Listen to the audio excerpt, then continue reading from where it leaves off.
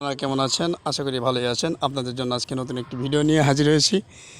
আপনারা যারা এই যে আমার ভিডিওতে একটি ফুল দেখতেছেন, এখন এই ফুলের মাধ্যমে আপনি কী উপকৃত হতে পারেন, এই ফুল দ্বারা আপনার কী উপকার হতে পারে সেই বিষয় নিয়ে আজকে আলোচনা করব। আশা করা যায় এই ফুলটা দেখে অনেকেই চিনতে পেরেছেন, আবার অনেকে চিনতে পারেন নাই। কারণ আপনি চিনবেন কীভাবে? ফুলের সাথে তো আমি পরিচয় করিয়ে দেইনি। তবে হ্যাঁ, এই ফুলেরই গত একটা ভিডিওতে আমি ভিডিও করেছিলাম। তো যারা ভিডিওগুলো সম্পূর্ণভাবে দেখেছেন তারা অবশ্যই চিনতে পেরেছেন। তো আসুন এই ফুলের সাথে আপনাদের পরিচয় করে দেই। ফুল আর কিছু নয়, এটা হচ্ছে ড্রাগনের একটি ফুল।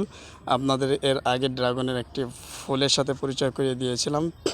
তো আজকে দেখুন, আজকেও এই ড্রাগন ফুলের সাথে আপনাদের পরিচয় করে দিচ্ছি। আজকে ফুলটা হচ্ছে ফকফকা ফুটা ফুল। ফকফকা ফুটতেছে, দেখেন সাদা সাদা পাপড়ি বের হয়েছে। ফুলের ভিতরে একটি আবা কালারের একটা আছে, মানে খুব নরম। ওই বিষয়টা ভালোভাবে তুলে ধরা যাচ্ছে না, কিন্তু এই ড্রাগন ফুল যখন পরিপূর্ণভাবে ফুটে যাবে তখন ভিতরে দেখবেন নরম নরম একটা বিষয়গুলো আছে। আর সাদা সাদা যে পাপড়িগুলো, এটা দিয়েই আপনি মূলত উপকৃত হতে পারবেন। আচ্ছা, সেই উপকারটা হচ্ছে কি, অনেক মেয়েদের আছে বা মহিলাদের আছে স্তন ঝরে যায় এবং যোনিপথ ঢিলে হয়ে যায়। তো অনেকেই আছে যে এখন এই রোগের সমাধান কি, অনেকে চিন্তা ভাবনা করে, এবং অনেকের আছে অ্যালার্জিজনিত সমস্যা। তো এই রোগ থেকে আপনি যদি চিরতরে মুক্তি পেতে চান তাহলে অবশ্যই আপনাকে আমার এই ভিডিওটি পুরোপুরি দেখতে হবে। কেন দেখবেন? কারণ দেখলেই তো আপনি বুঝতে পারবেন যে আসলে এই ফুলের মাধ্যমে আপনি কী করতে পারবেন। এবার আসুন আবার আলোচনা করি। এই ফুলটার যে সাদা সাদা পাপড়িগুলো আছে, এই পাপড়িগুলো আগে আপনি সংগ্রহ করবেন। পাপড়িগুলো সংগ্রহ করার পর ফুলের ভিতরে একবার দেখবেন নরম নরম তুলতুলে একটা বিষয়ের, হ্যাঁ ঠিক আছে লম্বা লম্বা স্মৃতির, ওটা আমি ভালোভাবে দেখাইতে পারিনি। ওই বিষয়গুলো নরম জিনিসটা ওটা আপনাকে সংগ্রহ করতে পারেন। সংগ্রহ করার পর এই সাদা ফুলের যে পাপড়ি সাদা সাদা যেগুলো দেখা যাচ্ছে, ওই সাইডেরগুলো নয়, শুধুমাত্র সাদা পাপড়ি।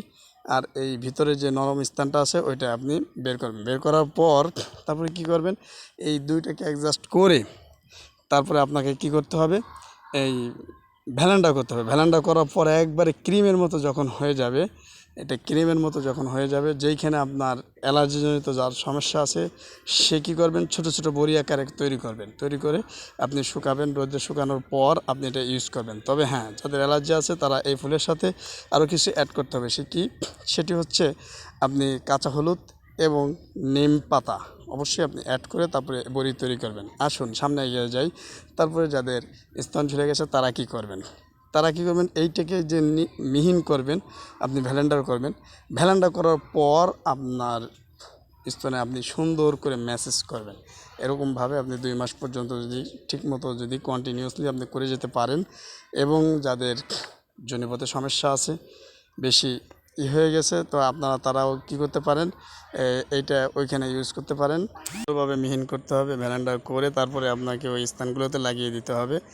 লাগিয়ে দেওয়ার আগে অবশ্যই কিন্তু গরম পানি দিয়ে আপনাকে স্তন এবং পুরুষ বা যোনিপথ যেটাই বলি না কেন, এটা আপনাকে অবশ্যই কী করতে হবে, সুন্দরভাবে ধৌত করতে হবে। ধৌত করার পর তারপরে কিন্তু এই ফর্মুলাটা আপনাকে ইউজ করতে হবে।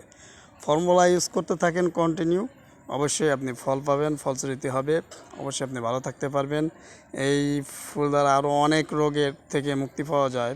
এর আগেও একটা ভিডিওতে আমি আলোচনা করছিলাম। তো যাই হোক, যদি আরও কারো কোনো সমস্যা থেকে থাকে বা আরও কিছু জানার প্রয়োজন হয়ে থাকে তাহলে অবশ্যই আপনারা আমার ভিডিওর ইনবক্সে আপনারা কমেন্ট করবেন এবং ভিডিওটি শেয়ার করে দিন, যাতে আরও মানুষজনে দেখে এটা উপকৃত হতে পারে। যারা নতুন আছেন অবশ্যই সাবস্ক্রাইব করেন। যারা সুন্দরভাবে দেখলেন ভিডিওটি তাদের সকলকে ধন্যবাদ। তো আপনারা সকলে ভালো থাকবেন।